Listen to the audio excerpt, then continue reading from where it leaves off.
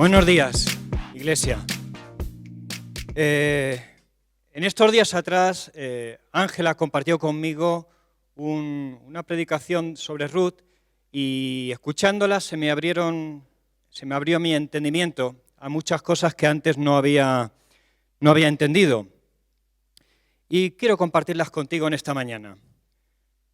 La historia de Ruth y Booz es una alegoría a la obra redentora de Dios. La obra redentora de Dios hacia nosotros. Durante esa historia veremos dos claves para alcanzar el destino de Dios para nosotros. El de ser sus hijos, el de heredar promesas, pero las dos claves te las voy a decir luego. Voy a empezar a leer los textos. En Ruth 1. En los días en los que los jueces gobernaban Israel, un hambre severa azotó la tierra. Por eso un hombre de Belén de Judá dejó su casa y se fue a vivir a la tierra de Moab, junto con su esposa y sus dos hijos. El hombre se llamaba Elimelec y el nombre de su esposa era Noemí. Sus dos hijos se llamaban Malón y Kelión. Eran efrateos de Belén, en la tierra de Judá. Así que cuando llegaron a Moab, se establecieron allí. Tiempo después murió Elimelec y Noemí quedó sola con sus dos hijos. Ellos se casaron con mujeres moabitas. Uno se casó con una mujer llamada Orfa y el otro con una mujer llamada Ruth. Pero unos 10 años después murieron tanto Malón como Kelión. Entonces Noemí quedó sola, sin sus dos hijos y sin su esposo. Estando en Moab, Noemí se enteró de que el Señor había bendecido al pueblo de Judá al volver a darles buenas cosechas. Entonces Noemí y sus nueras se prepararon para salir de Moab y regresaron a su tierra natal. Acompañada por sus dos nueras, partió del lugar donde vivía y tomó el camino que las llevaría de regreso a Judá. Sin embargo, ya puestas en camino, Noemí les dijo a sus dos nueras: vuelva cada una a la casa de su madre, que el Señor las recompense por la bondad que mostraron a sus esposos y a mí, que el Señor las bendiga con seguridad de un nuevo matrimonio. Es un buen plan. La suegra les está bendiciendo con una nueva herencia, con un nuevo lugar, con una nueva bendición, con una nueva promesa. Es un buen plan, pero no es el plan de Dios, en absoluto. Orfa, entonces, vamos a seguir leyendo. Entonces les dio un beso de despedida y todas se echaron a llorar, desconsoladas. No le dijeron: queremos ir contigo a tu pueblo. Pero Noemí respondió: ¿por qué habrían de continuar conmigo? ¿Acaso puedo tener más hijos? Noemí empezó a pensar con lógica.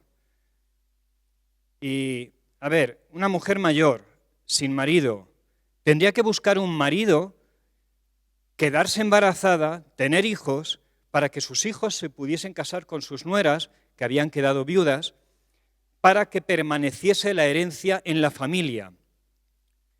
Pero Noemí era mayor, entonces lo veía casi imposible. Ese es uno de los imposibles en la vida de Noemí. Hablaremos de varios imposibles durante esta mañana. Y entonces ella dijo: mira, mejor váyanse con sus familias, con sus padres, vuélvanse a su heredad, vuelvan con sus dioses, hagan ese camino, dense una opción de poder ser felices. Difícil, ¿verdad? Hay que elegir seguir con Noemí, con un camino estrecho, un camino difícil, un camino que no se le ve futuro o un futuro demasiado imposible. o un camino quizás con alguna posibilidad de empezar otra nueva familia. En el versículo 14 dice, entonces volvieron a llorar juntas y Orfa se despidió de su suegra con un beso, pero Ruth se aferró con firmeza a Noemí. Mira, tu cuñada regresó a su pueblo y a sus dioses. Tú deberías hacer lo mismo. Optar por una nueva familia, optar por una nueva opción, optar por una nueva herencia. Y aquí viene la respuesta de Ruth, la moabita, la extranjera. Y voy a empezar a nombrarlo así porque ese es uno de los inconvenientes que tenía. Y le da una respuesta que cambiaría la vida de Ruth para siempre. No me pidas que te deje y regrese a mi pueblo, a donde tú vayas, yo iré. Donde quiera que tú vivas, yo viviré. Tu pueblo será mi pueblo y tu Dios será mi Dios. Donde tú mueras, allí moriré y allí me enterrarán. Que el Señor me castigue severamente si permito que algo nos separe, aparte de la muerte. Es una declaración muy, difícil de hacer. Ten en cuenta que ella dice, yo iré, yo viviré, será mi pueblo, será mi Dios, allí moriré y allí me enterrarán. A ver, las dos últimas ya las podemos descartar porque uno no elige el lugar donde se muere. Y menos donde es enterrado, porque una vez que está muerto ya no deciden nada, deciden otros por ti, te entierran donde quieran. Una afirmación difícil, pero ojo que todas nuestras palabras son escuchadas, son oídas.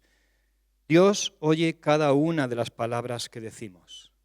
Él está atento a nuestra boca, a nuestras declaraciones, aunque sean declaraciones insólitas como esta, o increíbles.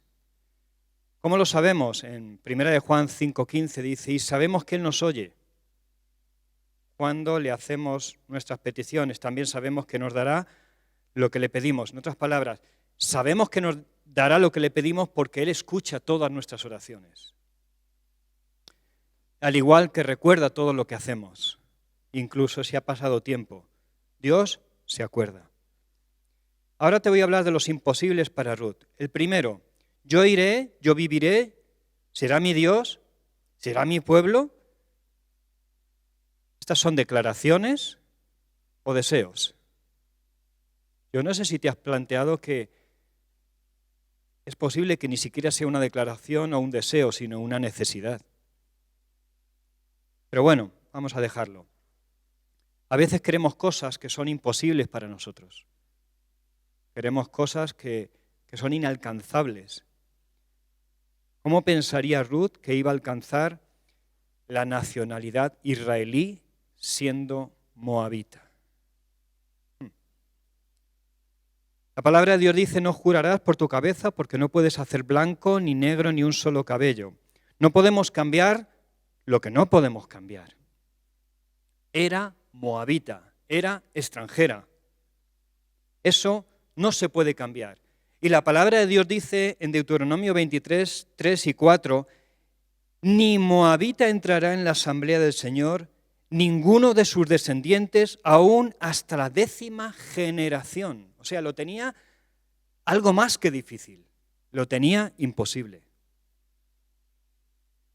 Nosotros no tenemos derecho a ser pueblo de Dios, ninguno. Somos extranjeros, somos advenedizos. Solo Israel tenía ese derecho. No tenemos la posibilidad de acercarnos a Dios. El pecado nos separa de Dios. No teníamos la oportunidad de ser escuchados por Dios. La promesa de ser escuchados solo es para el pueblo de Dios, no para nosotros. Éramos como los moabitas, extranjeros, advenedizos, con muy pocas posibilidades o menos de pertenecer a la asamblea del pueblo de Dios. de acercarnos a su presencia, pero con la necesidad de ser pueblo de Dios, de ser hechos hijos de Dios. Otro imposible para Ruth es que mientras que su marido vivía, ella adoptaba la nacionalidad del marido. A ver, os voy a contar, esto es un hecho histórico o una norma que había en esos tiempos. Cuando una mujer era comprada, y hoy en día nos parece una salvajada, pero es que antiguamente era así, era comprada a sus padres, era una posesión del marido, con lo cual el marido era judío, todas sus posesiones eran judías, incluida la esposa. Pero el inconveniente de Ruth es que su marido había fallecido. Y es un inconveniente o un imposible muy difícil porque ¿qué haces? ¿Cómo lo resucitas? Para volver a la herencia a la que Dios te está llamando. Ruth no podía cambiar eso. Su marido ya no estaba, había fallecido. Esto es un imposible. Es como cuando perdemos el derecho de ir al cielo a consecuencia del pecado. Porque la paga del pecado es muerte. Y eso no lo podemos cambiar nosotros. Por mucha declaración que hagamos, por mucho que gritemos, por mucho que oremos, por mucho que digamos, la muerte es muerte. Y es más, la muerte espiritual es la muerte espiritual. Por eso, cada vez que algún hermano hace una declaración en relación al ser del pueblo de Dios, a ser de una iglesia o de una congregación, a mí me tiemblan las piernas, la verdad. Porque no es una capacidad que tengamos nosotros. La verdad es que es como la nacionalidad. Has nacido donde has nacido. Es cierto que hoy en día uno puede cambiar de nacionalidad, pero en esos tiempos no era tan fácil. Los romanos también, podías comprar la nacionalidad romana, pero no es el caso. No se podía comprar la nacionalidad judía o israelí. Aunque pensemos lo contrario, no podemos elegir el pueblo ni la familia donde nacemos. Nos viene por herencia. No podemos añadir un palmo a nuestra estatura, ni cambiar los cabellos, como dice Mateo. Podemos pintarlos o teñirlos, como está también de moda, pero eso no es nuestra naturaleza. Podemos tratar de ser mejores, pero por muy mejores que seamos, eso no nos hace santos. Ese es el nivel de apertura para el cielo. Pero bueno, sigamos con nuestra historia de Ruth. Tomó una decisión, se encaminó a ese destino con la necesidad de alcanzarlo. Aunque a esta altura de la historia comienzo a sospechar que más que de una declaración se trata de una expresión en voz alta de su fe. Ruth 1:22 dice, así que Noemí regresó de Moab acompañada de su nuera Ruth, la joven moabita. Fijaros que la palabra de Dios está llena de detalles, la sigue llamando moabita o extranjera. Llegaron a Belén a fines de primavera, al comienzo de la cosecha de la cebada, más o menos en la época de las primeras cosechas, en la época de las primicias, en la época de Pentecostés. Ruth, en el capítulo siguiente, en el versículo 1, dice que había en Belén un hombre rico, muy influyente, llamado Boz, que era pariente de Elimelec. Elimelec, no sé si os acordáis, pero era el padre de esta familia, el que falleció el primero, el esposo de Noemí. En otras palabras, el suegro difunto de Ruth.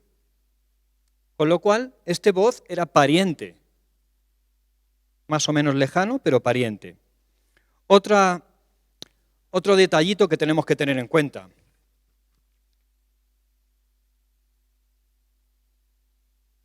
Los imposibles seguían estando a pesar de las declaraciones que hagamos. Versículo 2, fijaros, ese es el imposible que se sigue manteniendo ahí. La propia palabra de Dios dice, un día Ruth, la moabita o la extranjera, le dice a Noemí, déjame ir a los campos de cosecha a ver si alguien en su bondad me permite recoger las espigas de grano dejadas atrás. esto no es una herencia, esto es misericordia, esto es pobreza, esto es vivir de la bondad de otros, esto es a lo que aspiraba después de un camino largo, duro y pobre y muy difícil de caminar. Noemí le respondió: está bien, hija mía, puedes ir. Así que Ruth salió a recoger espigas detrás de los cosechadores y resultó que lo hizo en el campo que pertenecía a Booz, el pariente de su suegro, Elimelec. Mientras estaba allí, llegó Booz de Belén y saludó a los cosechadores. «El Señor sea con ustedes», les dijo. «El Señor lo bendiga», respondieron los cosechadores. Entonces Booz le preguntó a su capataz: «¿Quién es esa joven que veo allá?» A ver, Belén no es un pueblo grande. La gente se conoce.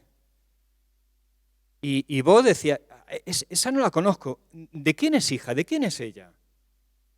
Porque no la conozco. Y no la conocía porque era extranjera. Es la joven moabita que volvió con Noemí. Esta mañana me pidió permiso para recoger el grano detrás de los segadores. Desde que llegó, no ha dejado de trabajar con esmero, excepto en unos momentos de descanso en el refugio. Booz se acercó a Ruth y dijo: escucha, hija mía, quédate aquí mismo con nosotros cuando recojas el grano. No vayas a ningún otro campo. Sigue muy de cerca a los hombres que trabajan en mi campo. Fíjate en qué parcela están cosechando y síguelos. Advertí a los hombres que no te traten mal y cuando tengas sed, sírvete del agua que hayan sacado del pozo. Entonces Ruth cayó a sus pies muy agradecida. ¿Qué he hecho para merecer tanta bondad? No soy más que una extranjera. La misma que había declarado, tu pueblo será mi pueblo, se enfrenta a la cruda realidad de que solo es una extranjera y que vive de la bondad de otros. A veces nos cuesta darnos cuenta de nuestra realidad. Vivimos en un mundo, no voy a decir imaginario, pero sí en un mundo que desearíamos vivir en él. Y en nuestra mente sí está, pero la realidad es otra. Oramos, gritamos, chillamos y no cambia nada. Todo sigue igual. Seguimos siendo los mismos moabitas extranjeros que salimos desde nuestro origen. Pero es en ese momento cuando nos damos cuenta de la cruda realidad, también nos damos cuenta de la bondad de Dios. Porque mientras que somos autosuficientes, no vemos la bondad de Dios. Pero cuando nos damos cuenta de que no tenemos nada, de que no somos nada, que nuestro destino está ahí, en el limbo, nos damos cuenta de nuestra incapacidad, de nuestra debilidad, de nuestra falta de sabiduría, entonces podemos ver la bondad de Dios. Podemos ver lo poderoso que es, podemos ver lo sabio que es, podemos darnos cuenta de que Él tiene cada cosa, cada detalle, lo tiene controlado. Nosotros no, pero Él sí. Y que a pesar de que el pecado nos ha matado espiritualmente, nos ha separado de la vida, Dios sigue siendo bueno y se acerca a nosotros. Al comienzo de la historia te dije que el libro de Ruth es una alegoría de Dios como redentor hacia nuestras vidas. Ahora vamos a empezar a verlo con un poquito más de claridad. Sigamos con la historia. Booz le respondió: sí, lo sé.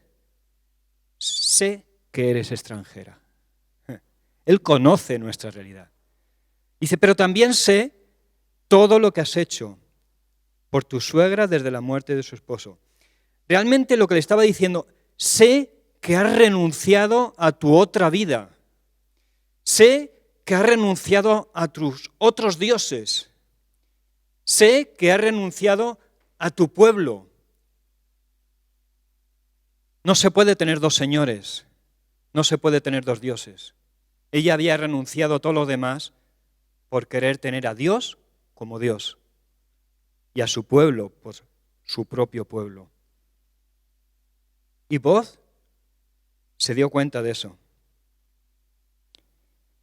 Fijaros, Romanos 10:9 dice, si declaramos abiertamente que Jesús es el Señor y crees en tu corazón que Dios lo levantó de los muertos, serás salvo. Esto es una declaración de fe. ¿Te acuerdas el motivo por el que los moabitas no podían entrar en la asamblea del pueblo de Dios hasta la 10ª generación? Era por no dar pan y no dar agua cuando el pueblo de Dios estaba pasando por el desierto. Sin embargo, en esta ocasión, un judío, un patriarca judío, se acerca a una moabita y le dice, ven y toma pan y vino conmigo. Dar de comer pan a un extranjero era un acto de misericordia. Comer pan con alguien era un pacto.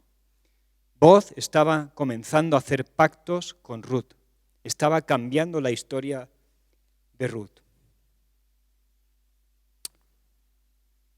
El Señor quiere hacer pactos contigo y conmigo y cambiar tu historia. De hecho, igual que Boaz hizo con Ruth, que la llamó para que se acercase, Dios nos llama para acercarnos a Él.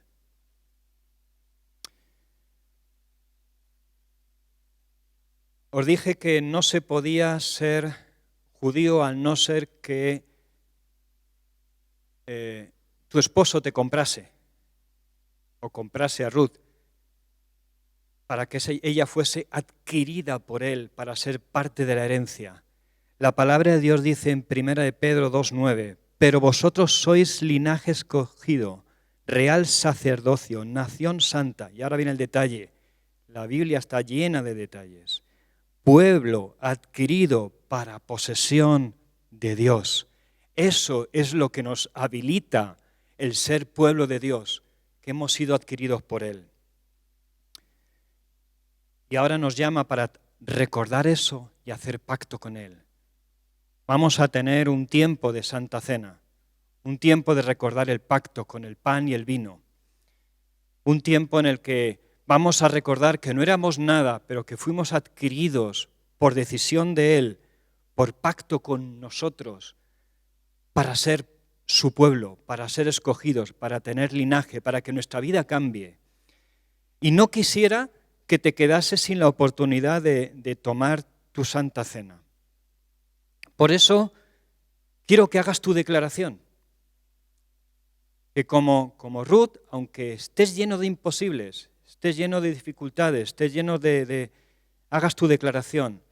Y como no, me imagino que a lo mejor no sabes ni qué decirle, te voy a ayudar. Te voy a ayudar. Si crees en tu corazón, ahora vamos a declarar en voz alta. Da igual que estés en tu casa, estés donde estés, vamos a declarar en voz alta nuestra intención. Y el Señor, Él ya empezó a hacer pacto con nosotros hace 2000 años, así que por Él no te preocupes. Dios, yo te doy gracias por enviar a tu Hijo Jesucristo a pagar por mis pecados, a saldar mi deuda y a comprarme con precio de sangre. Confieso que no quiero seguir con la vida que llevaba. Quiero que tú perdones mis pecados.